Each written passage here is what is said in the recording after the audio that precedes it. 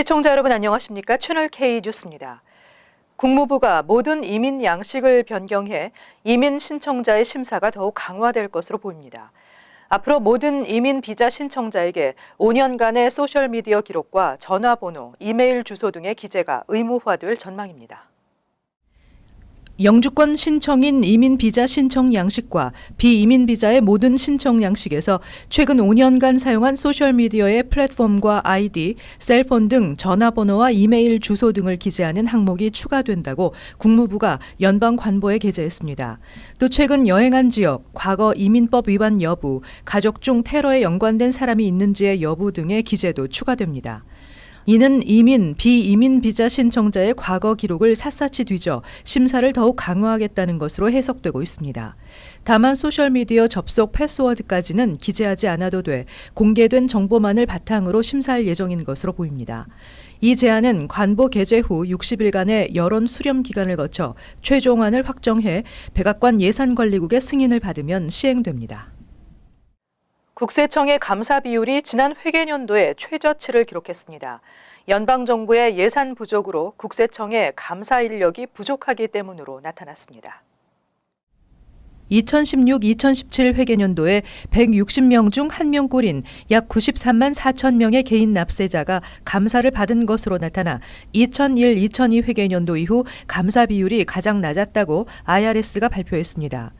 지난 10년 동안 감사 비율이 가장 높았던 2009-2010 회계연도에는 90명 중 1명이 감사를 받았습니다. IRS의 개인 납세자 감사 비율은 2009-2010 회계연도까지 높아지다가 2009-2010 회계연도와 다음 회계연도에 1.11%로 정점을 찍은 후 6년 연속 하락세를 보여 지난 회계연도에 0.65%의 감사 비율을 기록한 것입니다. 감사 비율이 이처럼 낮아지고 있는 것은 정부의 예산 부족으로 2010년 이후 IRS의 감사 인력 3분의 1가량이 감원된 데 따른 인력 부족 때문으로 나타났습니다. 또 2010년 이후 개인 소득세 신고 건수는 약 5% 증가했지만 IRS 예산은 8% 감소했었습니다. 한편 감사 비율의 하락은 고소득 납세자에게서 더 두드러졌습니다. 가구 소득 20만 달러 미만 납세자의 감사 비율은 전체 감사 비율의 하락과 비슷한 양상을 보인 반면 가구 소득 100만 달러 이상 납세자에 대한 감사 비율은 거의 3분의 1 수준으로 떨어졌습니다. 기업의 법인 소득세 신고에 대한 감사 비율도 2년 연속 떨어졌습니다. 2020년 센서스에 시민권 여부 문항이 추가되면 뉴욕 시민의 절반가량이 센서스에 응하지 않을 것이라는 지적이 나오고 있습니다. 결국 연방정부 지원금 축소로 이어져 뉴욕 시민들이 받을 타격이 클 것으로 전망됩니다. 시민권 여부 문항 추가로 연간 70억 달러에 이르는 연방정부의 지원금이 크게 줄어들 가능성이 있다고 뉴욕타임즈가 어제 보도했습니다. 뉴욕시 전체 인구 860만 명 중 무려 320만 명이 해외 출생이며 센서스에 시민권 여부 문항이 추가될 경우 이들 중 상당수가 응하지 않을 것으로 예상되기 때문입니다. 뉴욕타임즈는 인프라 시설 개보수, 푸드 스탬프 프로그램, 노인 무료 급식 프로그램, 저소득층 교육 지원 프로그램 등 다양한 뉴욕 시민의 삶에 연방정부 지원금이 영향을 미치고 있다며 신분 노출을 우려한 이민자들이 센서스 참여를 꺼려 응답률이 낮을 경우 이 프로그램 운영이 차질을 빚을 수 있다고 지적했습니다. 이민자 자녀까지 포함하면 시 인구의 60%가 해외 출생자이며 이 중 46%가 비시민권자이고 50만 명은 불법 체류자로 추산되고 있습니다. 또 시민권자나 영주권자 시민도 가족이나 친척 중에 불법 체류자가 있는 경우가 많아 이들마저 센서스에 소극적으로 응할 경우 인구가 심각할 정도로 적게 집계될 가능성이 높을 것으로 예상된다는 것입니다. 한편 2010년 센서스 당시 참여 독려 캠페인 등의 영향으로 이민자 밀집 지역에서 평균 이상의 참여율을 보였습니다. 이런 이유로 지역 정치인들은 센서스에 시민권 질문이 포함되지 않기 위해 최대한의 노력을 기울이겠다는 입장입니다. 지난해 뉴욕주에서 개인정보 유출 피해가 사상 최고를 기록했습니다. 920만 명이 개인정보 유출 피해를 입었는데 지난 2016년에 비해 4배나 증가한 것입니다. 지난해 기업과 단체 등이 신고한 정보 유출 사고는 1,583건으로 이로 인한 개인정보 유출 피해자는 920만 명에 달했다고 주 검찰이 발표했습니다. 가장 많이 유출된 정보는 신용카드 번호 등 재정 관련 정보로 전체의 31%를 차지했으며 그 뒤를 이어 소셜 번호 유출, 그리고 운전면허증 번호 유출이 15%로 나타났습니다. 대부분의 피해자는 여러 개의 정보를 동시에 유출당한 것으로 드러났습니다. 유출 원인으로는 외부 해킹이 전체의 44%로 가장 많았고 내부 직원에 의한 유출이 23%, 비관계자의 정보 접근에 따른 유출 8% 등으로 나타났습니다. 뉴욕주 검찰의 보고서는 지난해 발생한 에큐팩스와 게임스탑 등 대기업의 대규모 고객 정보 유출 사태가 피해자 급증의 주요 원인이라고 밝혔습니다. 에큐팩스 사태는 전국적으로 1억 4,500만 명, 뉴욕에서만 844만 7,840명의 피해자를 냈습니다. 한편 보고서는 개인정보 유출 피해 예방책으로 온라인 계좌의 비밀번호를 숫자와 특수 문자 등이 복합된 강력한 번호로 지정하고 자주 변경할 것과 매월 신용카드와 데빗카드 사용 내역을 꼼꼼히 확인하며 페이스북 등의 소셜 네트워크에 개인 신상 정보를 게재하지 말 것을 당부했습니다. 오는 4월 3일부터 플러싱 머레이힐 롱아일랜드 레일로드 기차역 보수 공사가 시작됩니다. 일부 도로 통행이 금지되고 주차 공간도 줄어들어 다소 불편이 예상됩니다. 총 860만 달러의 예산이 투입되는 머레이힐 기차역 보수 공사가 다음 달 3일부터 월요일에서 금요일 오전 7시에서 오후 3시 30분 사이에 진행됩니다. 이 공사 기간 동안 롱아일랜드 레일로드 기차 서비스는 정상 운행되지만 역 주변 일부 구역이 공사 진행 상황에 따라 통제됩니다. 머레이힐역의 노스이스트 플라자와 사우스웨스트 플라자는 폐쇄되며 노스이스트 플라자 쪽 바튼 애비뉴의 보행자 도로도 통행이 금지됩니다. 동쪽 방향 플랫폼의 엘리베이터 설치 공사 기간에는 149 스트리트에서 역으로 진입하는 계단이 임시 폐쇄될 예정입니다. 이번 공사는 각 방향 플랫폼에 엘리베이터를 설치하고 새 통신 장비와 화재 경보기 설치, 엘리베이터에 안내 표지판 설치, 엘리베이터 전력 공급을 위한 전자 시스템 설치, 엘리베이터 주변 새로운 LED 조명 설치, 역 곳곳에 보안 카메라 설치, 기본 플랫폼 외벽 새 페인팅 작업 등으로 진행됩니다. 완공 시기는 2019년 봄으로 예상됩니다. 올해 아이빌리그 대학 합격률이 사상 최저를 기록했습니다. 모든 아이빌리그 대학에 사상 최다 지원자가 몰리면서 경쟁이 가장 치열했기 때문입니다. 올해 아이빌리그 대학 합격률이 10.3%의 코넬 대학을 제외한 7개 학교에서 한 자릿수대의 합격률을 기록하면서 아이빌리그 대 합격률 사상 최저를 기록했습니다. 특히 모든 아이빌리그 대학이 사상 최다 지원자를 나타내면서 그 어느 해보다 경쟁이 치열했습니다. 하버드 대학의 경우 올해 42,749명이 지원하고 1,962명이 합격해 4.6%의 합격률을 보여 아이빌리그 대학 중에서도 가장 낮았습니다. 하버드대에 이어 두 번째로 낮은 합격률을 나타낸 프린스턴 대학은 35,370명 중 1,941명이 합격 통지서를 받아 지난해 6.1%보다 낮은 5.5%의 합격률을 보였습니다. 지원자 중 14,200명은 내신이 만점이었습니다. 뉴욕의 대표적인 명문대학인 컬럼비아 대학은 4203명 중 2,214명이 합격해 5.5%가 합격했습니다. 예일대학은 35,306명 중 2,229명이 합격해 6.3%의 합격률을, 브라운대학은 35,438명이 지원해 1,742명이 합격해 7.2%의 합격률을 보였습니다. 특히 브라운대의 합격자는 96%가 고교 성적 상위 10%에 드는 우등생이었습니다. 펜실베니아 대학이 8.39%, 다트머스 대학은 8.7%의 합격률을 보였습니다. 뉴욕의 또 다른 명문인 코넬대는 아이빌리그 중 가장 많은 5만 1,000명이 지원해 5,288명이 합격해 아이빌리그 중 유일하게 두 자릿수대의 합격률을 보였습니다. 청소년들의 전자담배 흡연이 뇌 손상의 원인이 될 수 있다고 캘리포니아 담배 규제 프로그램이 지적했습니다. 캘리포니아 담배 규제 프로그램은 중독성이 가장 강한 약물인 니코틴이 뇌가 아직 완전하지 않은 청소년들에게 특히 취약하다고 밝히고, 니코틴은 우울증, 광장공포증, 공황장애 또는 반사회적 인격장애와 같은 정서적 행동 문제 유발과 관련이 있다고 지적했습니다. 이와 함께 전자담배도 천식, 호흡 감염과 다른 건강 문제를 일으킬 수 있는 독성 화학 물질을 포함하고 있어 일반 담배만큼 청소년들에게 위험하다는 것을 깨달아야 한다고 밝혔습니다. 또 전자담배를 피우는 청소년이 1년 뒤 실제 담배를 피우게 될 확률이 그렇지 않은 청소년보다 3배나 높다고 지적하고 있습니다. 세계 최대 무선통신업체 AT&T가 신인 영화 제작자들을 위한 필름 어워드를 개최합니다. 제4회 AT&T 필름 어워드는 미국에 거주 중인 18살 이상이면 누구나 참여할 수 있습니다.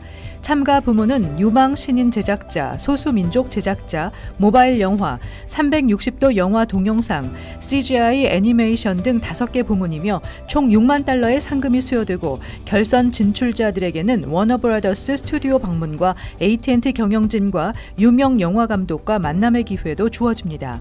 지난해 대상은 애니메이션 딜리버리를 출품한 한인 커스틴 조씨가 수상한 바 있습니다. 올해 출품 마감일은 4월 15일까지이며 자세한 사항은 AT&T 웹사이트에서 확인할 수 있습니다. 청정지역 강원도에서 만들어진 우수 특산물을 한자리에서 만날 수 있는 특판전이 열리고 있습니다. 130여 가지 대표 상품들이 전시 판매되고 있는데요. 뉴저지 한남체인에서 만날 수 있습니다. 지한샘 기자입니다. 강원도 횡성군이 주최하고 강원무역과 한남체인이 후원하는 2018 횡성군 가공식품 특판전이 시작됐습니다. 청정지역 강원도 횡성군의 특산품을 저렴한 가격에 만나볼 수 있는 특판전은 오늘부터 4월 9일 일요일까지 포트리 한남체인에서 열립니다. 이번 특판전은 횡성군 13개 업체 우수 특산물 총 130가지 상품들이 출품됐습니다. 특히 강원도 특산품으로 감자떡, 다양한 젓갈류, 각종 건강식품 등 강원도의 순수한 자연이 뿜어낸 우수한 제품들이 마련되어 있습니다. 현재 뉴욕과 시카고에서 오늘부로 이제 2군데서 동시에 횡성군의 제품을 선보이게 됐습니다. 그래서 동포 여러분들이 청정 지역에서 가져온 만큼 많이들 찾아오셔가지고 좋은 제품 많이 구입해 주셨으면 감사하겠습니다. 올해로 4년째를 맞는 횡성군 가공식품 특판전은 미주 한인시장에 강원도의 우수 상품을 소개해 인지도를 높이고 시장 진출 확대를 위한 행사로 올해 특판전은 뉴저지와 시카고 2곳에서 진행됩니다. 안 대표는 한인사회에 강원도의 신선한 제품들을 지속적으로 공급하기 위해 강원도 가공식품 상설 코너를 준비 중이라고 밝혔습니다. 채널K 뉴스 지한샘입니다. 이어서 LA 지역 한인사회 소식입니다. LA 한인단체들이 한인들의 창업과 경영 능력 개발을 돕기 위한 교육 프로그램을 실시합니다. 창업 준비를 위한 집중적인 교육을 통해 최근 외국 자본 투자가 이어지고 있는 한인타운 상권에서 경쟁력 있는 업체를 육성하겠다는 계획입니다. 여준호 기자가 전해드립니다. 최근 사업세를 확장하고 있는 LA 한인타운의 한 치킨집입니다. 개업 초기 연방정부의 스몰 비즈니스 프로그램을 통해 배운 소셜미디어 마케팅 전략으로 업소 홍보에 큰 효과를 보고 있습니다. 실제적으로 이제 하는 방법이 이러이러한 방법이 있으니까 스텝을 이런 식으로 해봐라, 트라이를 해봐라. 근데 실제적으로 이제 버튼을 누를 때마다 그게 진행이 되니까 이게 되는 거구나 해서 이제 많은 그 홍보비 면에서도 이제 세이브도 되고 그다음에 이제 더 많은 사람들한테 알릴 수 있는 그런 좋은 기회도 됐고 그래서 이제 SNS라는 그 자체의 어떤 그 홍보 활동이라는 거에 대해 제 눈을 이제 뜨게끔 만들어줬다라고 봐야죠. 연방 중소기업청의 지원으로 운영되는 스몰 비즈니스 프로그램은 창업에 관한 일반적인 이론보단 창업 과정에서 필요한 실질적인 정보와 개업 이후 경영 전략 노하우를 전달하는 데 초점을 맞추고 있습니다. 특히 올해는 LA 한인단체들의 지원 아래 집중 교육 프로그램도 마련됐습니다. 8주 동안 진행되는 이번 프로그램엔 상업용 리스 계약 조항, 창업 대출 관련 정보, 연방 텍스, 노동법 등 다양한 주제가 다뤄질 예정입니다. 주최 측은 이를 통해 한인들의 성공 창업을 이끌고 나아가 LA 한인타운에 밀려들고 있는 타인종 업소들에 대한 경쟁력을 강화할 수 있을 것으로 기대했습니다. 우리 한인타운에 지금 많은 그 글로벌 기업들이 많이 들어오고 있지 않습니까? 어떤 면에서는 우리 한인타운에 한인 비즈니스들이 많이 밀려나고 있는 그러한 실정이죠. 그래서 같이 경쟁할 수 있게끔 경쟁력을 좀 더 키워나가는 그러한 그 힘을 좀 보태고자. 한편 관계자들은 타 커뮤니티에 비해 한인들의 스몰 비즈니스 프로그램 참여도는 저조한 실정이라며 프로그램을 통해 창업에 관한 많은 혜택을 받을 수 있는 만큼 한인들의 적극적인 참여를 당부했습니다. MBC 뉴스 여준호입니다. 오렌지 카운티에 이어 샌디에고 카운티도 캘리포니아주의 피난처 도시 법안에 반대 입장을 표했습니다. 샌디에고 카운티 슈퍼바이저 위원회는 제리 브라운 캘리포니아 주지사가 지난해 발의한 피난처 도시 법안을 반대한다며 이와 관련해 연방정부가 캘리포니아주를 상대로 제기한 소송에 대한 지지 여부를 다음 달 17일까지 최종 결정할 것이라고 밝혔습니다. 이어 슈퍼바이저 위원회는 오는 17일 회의에서 인구조사 시민권 질문 부활로 인해 캘리포니아주가 연방정부에 제기한 소송에 대해서도 논의할 계획이라고 덧붙였습니다. 한편 오렌지 카운티 슈퍼바이저 위원회는 지난 27일 캘리포니아주 피난처법 탈퇴 조례안을 통과시켜 카운티 곳곳에서 시위가 벌어지기도 했습니다. 이어서 간추린 소식입니다. 연방 국무부는 4월 2일부터 여권 신청 수수료를 현행 $25에서 $35로 $10 인상한다고 밝혔습니다.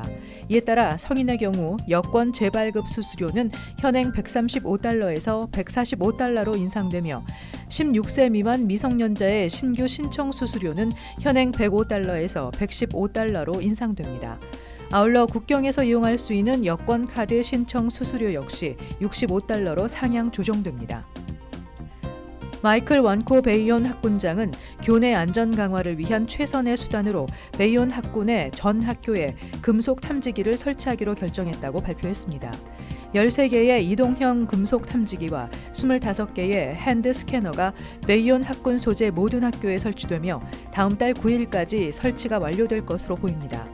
학교를 드나드는 모든 학생들과 교직원, 방문객들은 필수로 금속 탐지기를 거치게 됩니다. 한미충효회가 한인사회의 효 미풍 양속 확산을 위해 개최하는 제18회 효자, 효부 및 효행 장학생 신청을 오는 4월 30일까지 접수합니다. 시상 부문은 장수상, 효자, 효부상, 장안 부부상, 장안 어버이상, 효행 장학생으로 미국에 거주하는 비영주권자, 외국인 부모나 외국인 자녀 등도 모두 지원할 수 있습니다. 시상식은 5월 12일 플러싱 대동연회장에서 경로 대잔치와 함께 열립니다. 4월 1일 맨하탄 일대에서 오전 10시에서 오후 4시까지 부활절 퍼레이드와 보닛 페스티벌이 열리며 이날 낮 12시부터 오후 5시까지 5에비뉴 47스트리트에서 57스트리트 구간에 차량 통행이 전면 금지됩니다. 퍼레이드를 관람하기 위해 대중교통을 이용할 경우 지하철 E트레인을 타고 5에비뉴 53스트리트 역에서 하차하거나 N이나 R, 4, 5, 6, 7 등의 노선을 이용하면 됩니다. 계속해서 환율과 증권 소식입니다.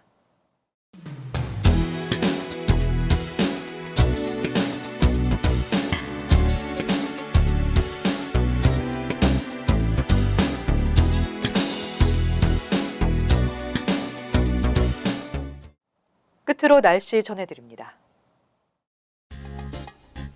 토요일은 대체로 맑겠습니다.